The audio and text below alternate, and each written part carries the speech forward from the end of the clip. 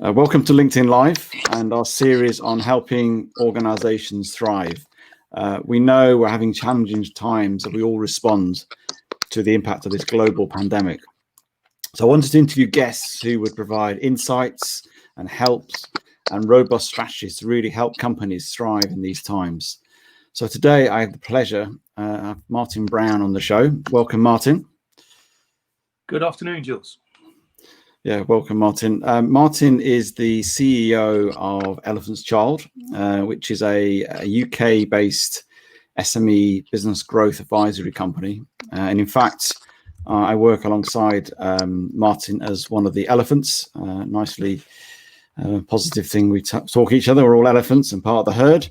And he has a passion to help clients grow and value and create successful outcomes to stimulate and enable their lives. And so I've been working and observing Martin over this time and how he's been engaging companies and creating strategies to help business at this time. Hence, I wanted him on the show. So Martin, so how have you been in the last 3 or 4 months and the impacts of COVID and what you did as a business and how you went about trying to get into more of a thrive mindset along the way? Yeah, it's been really interesting for us, Jules. There's been a definite shape to what we've seen through the pandemic and through lockdown. So if I reflect on where we were in March, we'd anticipated the lockdown happening. So we were very active. I personally did a tour with one of my colleagues around the north of England and up into Scotland, literally as the country was locking down. When we did get to that lockdown, we made 3 core assumptions. One is that this is a market shock, and whilst much bigger, more complex, more unpredictable than other shocks we had seen, like the 2008 crisis, for example, we were convinced that this shock is one that the market could withstand. We also thought that history tells us markets rise over time. I think the FTSE was trading around the 4 somethings around that point. So we thought that markets would rise, our second assumption. Yeah. The third assumption that we made is that businesses would need to prosper, they would need to recover. So based on those 3 assumptions, we built an agenda that said survive, stabilize, and thrive. And in adopting that agenda, our approach as a business was then to be very proactive and very positive and offer support to all clients and indeed any client that we could engage with in that period. So we made good use of platforms like Zoom and GoTo and Teams. I think we've reached about 2,000 delegates since April the 3rd. Wow. And for us, the start point was all about support. And this wasn't work we could necessarily charge for, and we didn't expect to. But it was about just being there and helping business leaders who were wrestling with their own personal situations and personal lives, as well as business and as well as being a business leader. So for us, it was about support and support and support. And that was challenging because, you know, we're on our own journey here. Yeah. And our revenues went down by 2/3 with immediate effect. Wow. We had businesses that were in both. How did that make you? How did the impact of that make you think and feel? I mean, you know, some people might just sit in a corner and start rocking and not really know what to do. What made you think, okay, I need to do something? Because obviously you help other businesses, but you obviously have to help your own business as well. Yeah, it's sort of like physician heal thyself, isn't it? It was very worrying, I have to say. And we've worked incredibly hard. I mean, literally 7 days a week during that time. It was tough. I mean, we have seen recessions, we've seen economic turndowns, we have seen these market shocks, but nothing on this scale. And whilst we didn't have all of the answers, and we still certainly don't have all of the answers, our thinking was, let's get those assumptions in place and let's start to act and be proactive.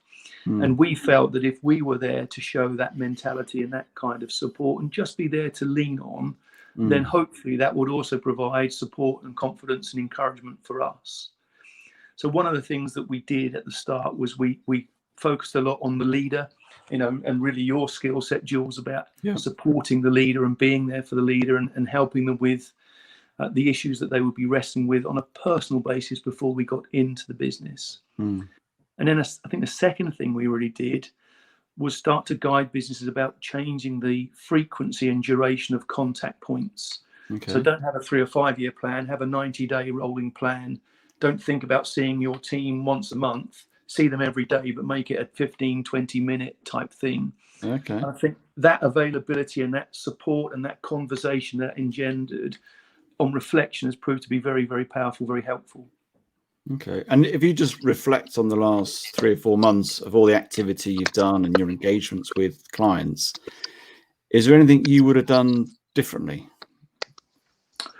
I'm not sure, to be honest. I think in hindsight, it would have been better to have been more articulate with these video platforms.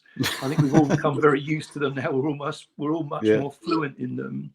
But having said that, I do think that technology has really come of an age, because we've all tried to use these platforms in the past, and candidly, they haven't really stacked up for us. No. So I think learning around that is probably a critical one. And then, if anything, I would have tried to achieve greater reach than we have, because I know that the support that we put out there, sometimes just listening, sometimes just guiding people through government support, has been massive for us. Huge investment and well worthwhile. Okay. So based on that sort of learning, what are you doing going forward for your business? Well, we're keeping some of the good things, yeah. I mean, we are nomadic as a company, as you know. We're wherever the client needs to be. And there is much more work that we can now do over a video platform that in the past would have meant we physically traveled. So we've become very much aware of the downtime and risk that is lost in traveling. We are very much aware that, you know, we're a contact sport, if you like. So the physical face-to-face thing is important, but it doesn't need to be like that all the time. No. So I think we'd like to keep that. Another silver lining for us has been the frequency of touch points. You know, we have our weekly all heard calls now, and we're certainly going to keep them going forward. Yeah. We were having daily board meetings. That's now moved to twice a week, but we'll retain that as opposed to once a month. Okay. And I think some of the board structures that we have, you know, we're able to conduct board meetings now where we'll have myself as chairman, say, 4 people traveling from along the south coast, some investors traveling down from Scotland, huge amount of expense, huge amount of time taking. Those board meetings now are being covered very adequately in a 2 to 3 hour Zoom call. So I think there are some silver linings. I think the final silver lining for me is the ability to think and act very quickly. You know, some collaborations have come together in very short time under these conditions, and there really isn't any reason why that good practice can't continue going forward. Excellent. Wow. So there's a lot of positives there. Yes. Despite the challenges. It's interesting, the whole visibility piece, isn't it? It's, when you're in uncertain times, you've got to be more visible than ever before. And I think I've noticed, you know, companies that are touching with their employees more and creating greater communication are not to say much thriving, but they're in a better place because people feel part of that journey, as opposed to just going dark and not knowing what to do and almost sticking to what it was before. And I think it's important to recognize, I mean, obviously we're having a significant change in our lives globally, but you have to adapt. And I know I've watched the journey of Elephant's Child, has been part of that, and the adaptation of, you know, online calls, you know, chairing meetings online, you know, myself with some of your clients, I've been having a lot more contacts quite quickly and readily. I can meet you tomorrow. I don't have to worry about traveling. Yes. And so that's been really helpful. Is there any sort of other couple of thoughts or strategies that you think now going forward, having gone through the last 4 months of adjusting and getting people into a better place, is there anything else over the next 6-12 months do you think companies need to start thinking about? Yeah, I guess 4 things would probably immediately come to mind. The first would be around awareness or recognition that this is a moment, this market brings a certain context to it, and to recognize and be aware that this is a moment, and start to think about, as a business leader, what you want personally and what you want from your business, and to act on that. And certainly in the last 2 to 3 weeks, we've seen a lot more activity of fundraising and exit events where people have been in that mode. The second thing I would say would be around mindset. And the mindset that we've been encouraging is consider that today is the first day of your business. Your mindset is one of a startup. How can you now get back to revenues, both old revenues, but importantly, new revenues? I think the third thing I would say, and this is still the case in the SME market, most businesses still do not have a plan. And you never want to feel like you did on that day that we all got the news that we're going into lockdown and we started to see the severity of COVID-19. Get that plan in place. It doesn't need to be a weighty tome. It does help to get good facilitation around you, but get that plan in place and be working to that plan. And then the final thing I would say is reach out. You know, there is a lot of support out there. People have become much better. I think they've become much more humane and supportive as a part of this pandemic. And I would like to think that business leaders aren't sat there worried and panicking, that they are out into the marketplace and tapping into the excellent advice that really is available. Excellent. That's really good advice, and appreciate that.